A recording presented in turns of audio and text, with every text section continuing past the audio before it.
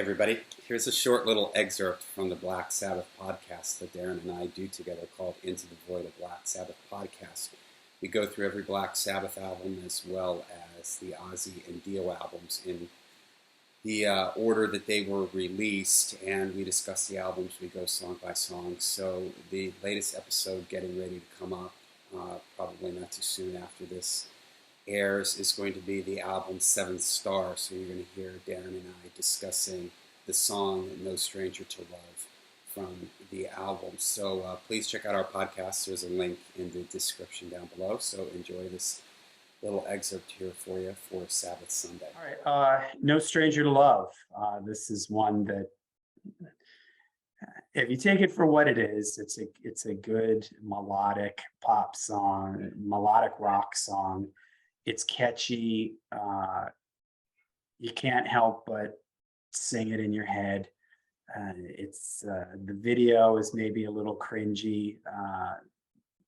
Tony driving around in his car and dogs running around or something. What's going on here? But I'll say that it's a catchy melodic song. You really have to suspend your belief here and really understand that this was intended to be a Tony Iommi solo album. This does not sit at all in the sound of Black Sabbath. One might say, well, they've done ballads in the past like Changes and stuff like that, but when Ozzy sings something, even when Ozzy sings a ballad like She's Gone or something like that, it always has sort of a creepy sound to it because of the tone of Ozzy's voice. Here, this just sounds like a very melodic AOR radio rock type song, and that doesn't make it bad. It's if you take it for what it is, let's call it a guilty pleasure. I don't feel guilty about taking pleasure in the song at all. I like it a lot. I like well, as far as Black Sabbath ballads, I'll listen to this 100 times before I listen to Changes once. Wow. And we talked, yeah, I mean, I really like this song. And you know what? It could be a song that isn't very exciting, but there's a lot going on in the performance of this song that I think really sell it for me. Glenn's vocals, I mean, there's a certain point where it just sounds like he's pouring out. I mean, he's in it.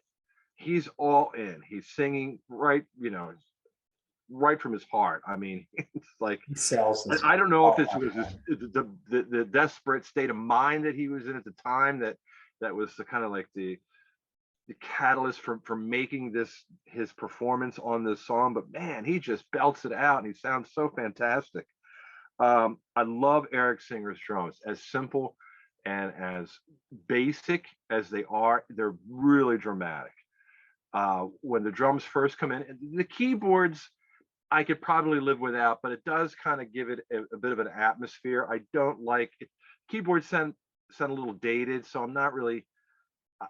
I like that probably least of anything that's going on in this song. But so you have Tony coming in with a bluesy solo, and then you have the keyboards coming in pretty much simultaneously.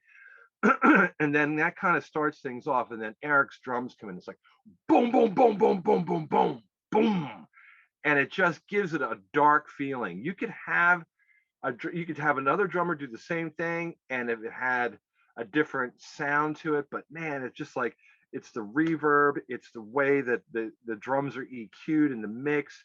It just sounds like boom, like it's just taking you down this bluesy path. And with Glenn's vocals, just pouring out his heart, it's like you can take a song that, for all intents and purposes, might be a commercial sounding song. I mean, maybe you could hear a demo of this song, or somebody could have given this song to one of the players in the band and say, okay, well, this is this is one of the songs for the new album. You got to learn this. And they could hear it in a demo form and be like, okay, well, that's not very exciting. What can we do to make this song really sound cool? It's like, well, let's own it. Let's just really get behind it and just, play our hearts out on it. Tony's solo, it sounds like he's really inspired. I mean, that to me is what is attractive to me about this song. It's that I'm a firm believer that you can sell anything if you believe in it. If you have conviction in what it is, you can pull it off. And I think that there is some conviction in the performance of this song, and I think it's one of the reasons why I really like it. And I think it's more successful than people give it credit for. The video, a little cringy, but it's all black and white, and black and white. There's very little grayscale in it. It is like black and white, and the bewildered Tony from the front and back cover is kind of wandering around, so it's like an extension of the album cover. Now he's wandering around in his car. He's wandering around. He's walking around, I think, for most of it. I don't know if he's driving. It's been a little while since I watched it. I think I actually posted it on Facebook not too long ago because I was listening to it in the car and I couldn't get out of my head. I'm like, man, it's such a great song. I love this song. And as the time goes by, I think I've grown even more fond of it. But yeah, there's some funny, cringy things about it. There's a woman in it who I'm assuming is the person that is it's sort of illustrating the storyline of the plot of the song, and it's actually an actress and I think she was Bing Crosby's niece or something. Yeah, a little bit of trivia there. But she was a regular cast member of Star Trek: The Next Generation in the 80s. I think this might have been before she was on the series, and she was also in the movie Pet Sematary as the mother. Yeah. So anyway, so she's in it, and there's some cringy things. I think there might be. I think Jeff Nichols is the guy with the dog. Yeah. He's walking a dog or something. And there's nothing cool looking about Jeff Nichols. He's just Jeff Nichols, but he's trying his best to look cool, and I don't know, man. You got a soft spot for this. I have a soft spot for No Stranger. I can understand it. Like I said, and I agree with you. Glenn sounds incredible on it. This is totally his money zone. This bluesy ballad type of thing. I just wish they could have, and this is going to sound really bizarre, but I could hear this song on like Born Again. But imagine Born Again, when you take the keyboards out of it, it's got these layered dark guitars. Imagine Geezer's big, fuzzy, heavy bass to it. I can just picture Ian Gillan singing something like this. And a la Keep It Warm, that kind of like big chorus type of vibe. If the song just had a little bit more, I mean, here it fits along with the production of the record, but I think I would have liked the song better if it had a little bit more guitars in the verse. Or something like that. And here's something that just came to me. I can't say if this is true or not off the top of my head. Is this the first Black Sabbath song at this point, or at any point, to have the word love in the title? We'll think about that. I can't off the top of my head think of another Black Sabbath song that has the word love in the title.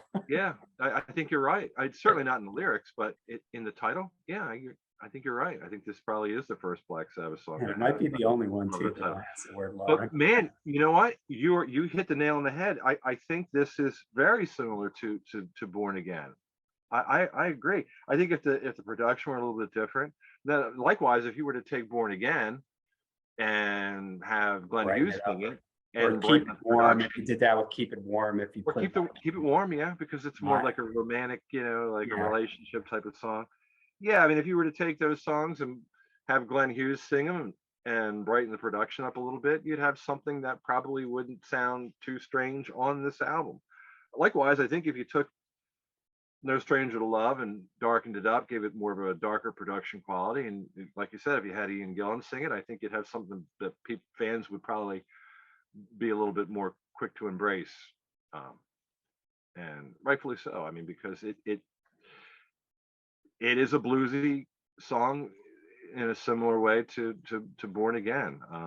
But Born Again isn't so much a love song, and this is, so that would be the main difference. But there's a lot to be said for the way that something is produced. It can really shape the perception and the overall, I guess, vibe of the song. Yep, and a little bit of Black Sabbath trivia for you. And Darren, you should know this. who played bass on the song No Stranger to Love. I always forget that guy's name. Is it? And I I'm don't. laughing because for those who don't have the inside joke here, this is on my YouTube channel. We did a couple episodes where we played what I call Metal Jeopardy. And there was a Darren was on an episode. There was a Black Sabbath category, and Darren thought he was just going to clean house with the Black Sabbath questions until he ran into the big one, which was who played bass on the song No Stranger. Yeah, and it's only on No Stranger to Love. So I'm going to say, I think I'm not looking. I'm looking, but I'm not looking. But I'm going to say Gordon. Is it Gordon Copley? Yes. Is that what it is? Did I get it right? Okay, so I'm looking at the lyrics. I didn't read it. He Okay, so it is lodged in my memory now. He played bass on No Stranger I was like, to wait, Love. So for everybody out there, a little Black Sabbath trivia for you. Yeah.